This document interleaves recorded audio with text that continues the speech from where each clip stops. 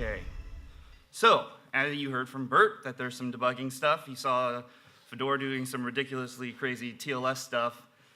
And on a day-to-day basis, I don't have to do any TLS stuff, but I do have to do some debugging stuff. So you're going to hear more about debugging from me, and I'm going to leave all the TLS crypto questions to Fedora. So one of the things that we have as a problem is the fact that the concept of we need to be able to figure out how many people have ever had a memory leak problem in their node process. Oh, yes. Well, isn't JavaScript wonderful? Isn't everybody really happy they use JavaScript? Closures are a great thing. Promises also make memory leaks really fun to debug. So, you know, I know everybody wants them, but we also need to make sure we can do that. So I'm going to do a little bit of a quick demo here for some tooling that you may have already seen, you may not have, plus a little something new to tack on at the end. So the first thing, this is all about post-mortem analysis. So this is basically taking your running server in production and it crashes and you've got a core file. A core file is generated by your operating system. On Windows, they're called mini dumps. This is just a representation of all of the memory for your process at that point in time. It has all of the state you could ever hope to find out about your application. You probably just ignore it, or if you're on Linux, you didn't even know it was going to ever be written out because Linux doesn't turn that on for you. So basically, this mechanism is if you run node and node dies for a particular reason, it will leave this core file around for you. If you're on Linux, you type ulimit-c unlimited. You can do this on basically any Unic, and you'll get a core file. This is one primary piece that you have to have happen before you can do all of the subsequent stuff. And to appease the demo gods, I'm not going to use the Wi-Fi. So basically what I did is I went out into the cloud, and from a node process running out in the cloud, I grabbed a core file from a running node process while it was doing something in JavaScript. And there's this debugger that we have access to that's called MDB. Modular debugger, so it's not as recursive as you might hope. So I will load up this core file here. And normally when you're working with a core file, how many people have ever had to debug a dynamic language before? Something with V8, yeah, Fedora, yeah. So basically what happens is you ask for a backtrace, and you're like, I'd like to see something useful about this, and you have really a whole bunch of hex frames in here that are just showing you where V8 decided it wanted to compile this function, and then it didn't have the ability to actually give you any symbol information for that. But you see you have down here, you have some C and C++. You can see all this happening down here with, we hit the main function, we do some libuv work, we come back into node, and then we get lost in V8 land. So this starts off as being a great idea, and then you get lost in V8. So what ended up happening at Joyent is that they worked together to figure out how can we reconstruct all of this information. All of that information, your whole JavaScript program is in your memory, because that's just how we do it. We just like load it all into memory, and then V8 compiles it and runs it. And V8 keeps a whole bunch of this information around, otherwise it wouldn't be able to give you stack traces. So the first thing was, how can we reconstruct this? So they wrote this module called MDBV8. And I'm going to load that module. And so what you're able to do now is then type, now some of this syntax here, if you're used to debuggers like GDB and LLDB, this may appear a little esoteric, perhaps. But so : JS stack. And now, instead of just seeing hex frames in here, I can actually see the JavaScript frames that were happening. So we have some internal V8 things that are happening, function do callback. Guys, stop using closures without naming your functions, because otherwise it just shows up as anonymous. I mean, please, how many people will name all of their functions? You're liars. You're all liars. Sometimes V8 does really well at telling you where this was stored as, if you're on your prototype or something like that, and we can try and infer that. But otherwise, you know, this is the first step. You now have a stack trace. So if you ran into the process of, like, all of a sudden node ran out of memory, which it probably will, because there's 32-bit process has a 1 gig limit, 64-gig process has a 1.5 gig limit, and you just held on to every buffer you ever saw, and then the process died. So when that happens, you have a core file, and you can at least find out when that allocation happened and when you died. Other things that would be actually useful here is, well, I actually would want to know some of the arguments that were being passed to all those functions. So if I do JS stack-v, I can see I'm in file HTTP.js, I'm in the offset into that file. Down here in this other anonymous function, I can see there were 2 arguments. One is a string, one's an undefined. So in our normal kind of emit pattern, this is something interesting. And then down here you can see here's my argument that was a JavaScript object. But if I'm debugging my application after it's crashed, I'm going to need to figure out, what version it was the source code that I was running. I'm going to have to check that version out, make sure I'm looking at the same thing in production that I had when this process died. Or I could just keep all of that information around because it's already all in the core file and just highlight that part of the function that actually was executing when this debugged. So I was using dtrace to grab this core file when something interesting was happening. So we know that that HTTP client request was firing, and this is the section that we're in. And then we can see this for other things. We have the end function that was emitting, and then down here we have an airback for the self request. So this closure was executing, and we have argument number 2, which is a JavaScript object. And in this pattern, we're expecting that to actually be a request object. So if I can take that memory address and type : JS print after that, I'm going to get something that resembles a JSON representation of that actual object. So you can see everything. This process is gone. It's nowhere near my virtual machine right now, and I have all of that information right then and there. I can now see and inspect this. I can ask it, what method was it and what was the path, and be like, oh, it was a post to that URL. And I can see all that information. So when your process died, you can actually have all of the state, and it's not like, well, I have the stack trace. I'm going to go add another, log line entry and pray to God that I see this, error again in production. You just get the core file, save the core file off to somewhere else, restart the process, and then you can come back and when you have time, actually inspect this process. So this is the first step that we did, which was add : JS stack. So if you run your process and it just aborts for a libuv bug, a node bug, or running out of memory, you can get this by default. If you run your node process with node --abort on uncaught exception, every time you throw an uncaught exception error, you can get a core file. So how many people have ever had an uncaught exception error? Now you're all eyes. Okay, there we go. All right.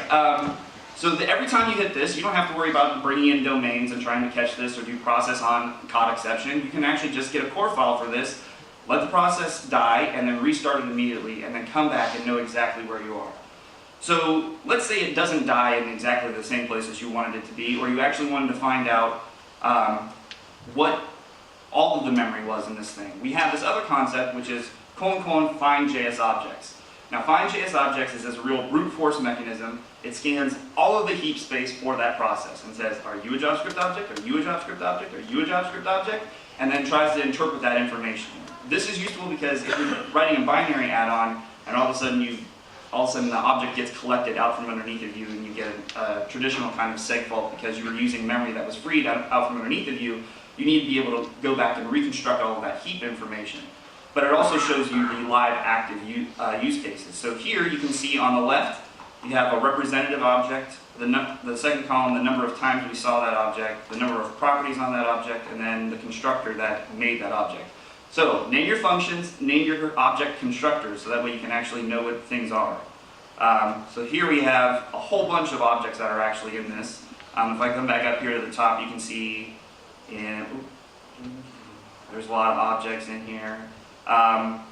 Okay, there were 5 million heap objects, there were 62,000 actual JavaScript objects, and we parsed all of those in 4 seconds. And I could be like, okay, actually I want to sort by the number of objects I see in here, and there are 2,200 error objects because V8 likes to keep some of those around, Node likes to keep some of those around, some of those aren't even real. That's the breaks, lots of arguments, objects that happen, slow buffers, those don't exactly exist in the same way in 0.12. We've got a bunch of objects that just aren't named. So you can go through and be like, okay, well, I can figure that out. I can see, oh, well, I've got an array. I have 2 arrays that have 1,423 objects in them, and I can start to narrow down. If I have my function, if I have my objects with a named constructor, I can be like, oh, I'm leaking memory, and it's this object, and I'm holding a ton of them. Or maybe I want to find all objects that are client requests. So what we were looking at were client requests before. So I can find all those objects, and there are 14 client requests. So 14 in-flight, either previously collected or currently active HTTP client requests being sent out. And I can pipe all of that information back to JS prints. I can see all of those things, or I can ask them again for the method and the path. And now I can see all of these objects. And I can introspect over them. I can just do the normal shell pipeline kind of thing of like, find this thing, find this thing, find this thing, print that thing, you know, type sed, grep, awk. How many people love Unix? I don't care, I love it. So, that's right.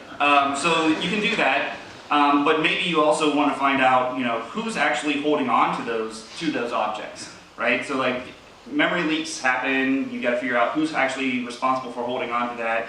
You might be holding on to a single byte in a buffer, and that's actually holding on to the buffer slice underneath of all of that, and then wonderful things with reference-counted languages to be able to figure out what's actually going on. You can actually do -r to find JS objects. This is actually going to do all the brute force, and then it's going to be like, oh, I found an object and it's on this property, and that's what's holding it. Or it's in this array and it's at this offset. And then you can actually go through and find out all of the people in the entire graph of who's actually holding on to all of the memory in your process at that point in time.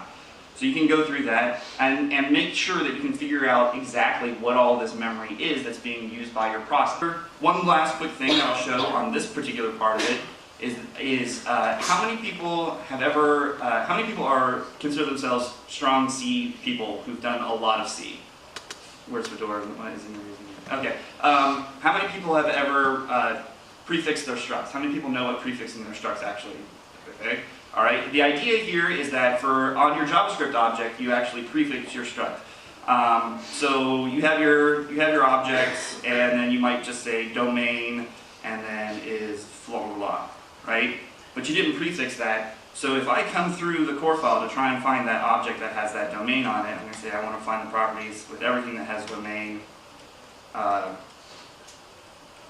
Well, great news. We've got 245 objects in this heap that actually have domain as a property on it. Whereas if I had actually named it, if I had actually prefixed it with something that was unique to my class, I would be able to come back and find it. So the idea here is to provide breadcrumbs for yourself. When you come back through things, you can actually find out where things went wrong. So we've heard about promises. I don't really have a lot of experiences with debugging promises, but how many people here use the async library? How many people have ever had like a waterfall or some other kind of pipeline go off the rails and not actually know where it died? Yeah, it happened more often than you like to admit it. Or it's happening and you don't even know it's happening.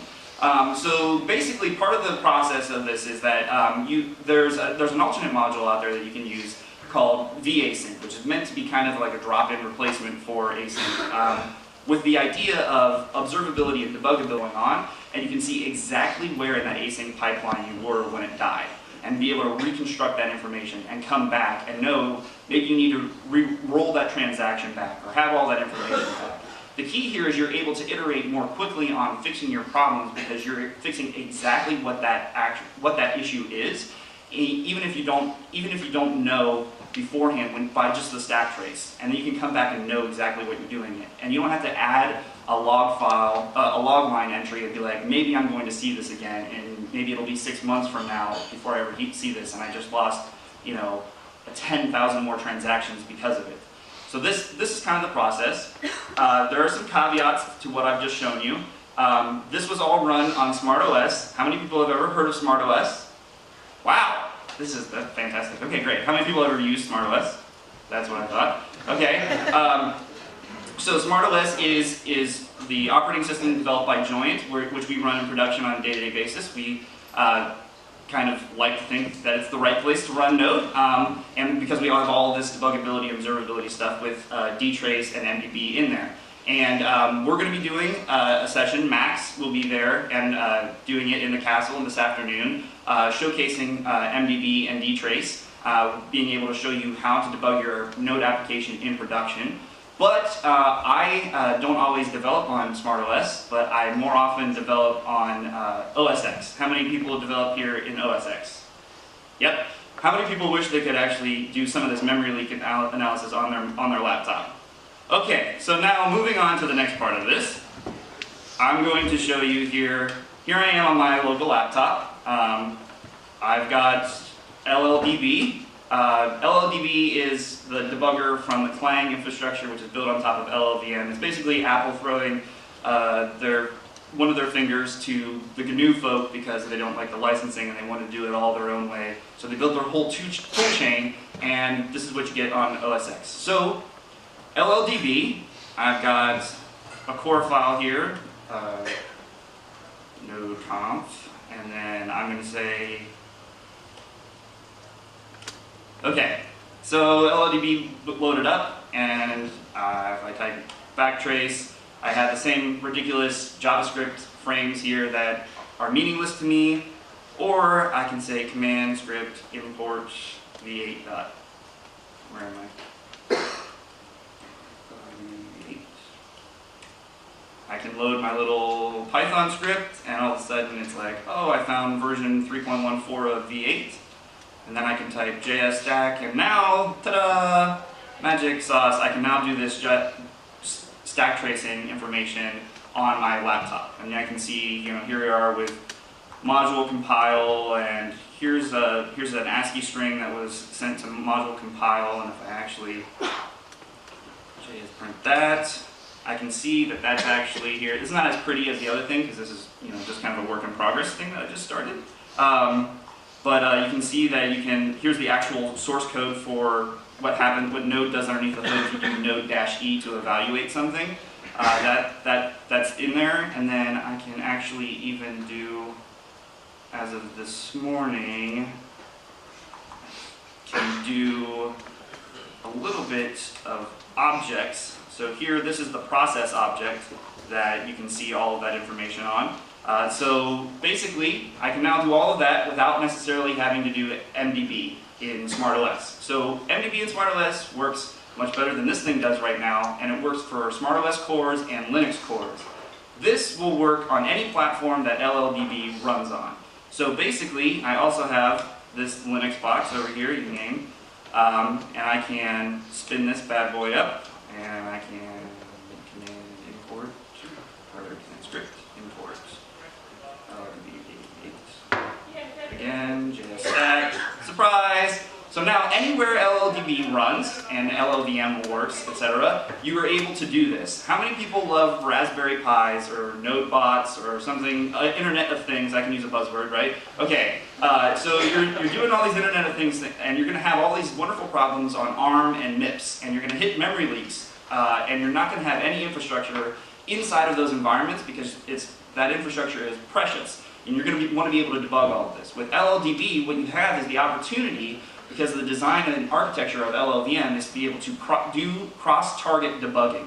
So from your NodeBot, you're going to be able to take a core file and actually load it into LLDB and actually see where you're leaking all this memory from. So that's, I don't always get to, I have to talk a lot about Node, and I don't really get to talk about nerdy things about Node sometimes, and actually do things. So this is what I wanted to use this time for. If you're interested in playing with it, GitHub, Fontaine, LLDB.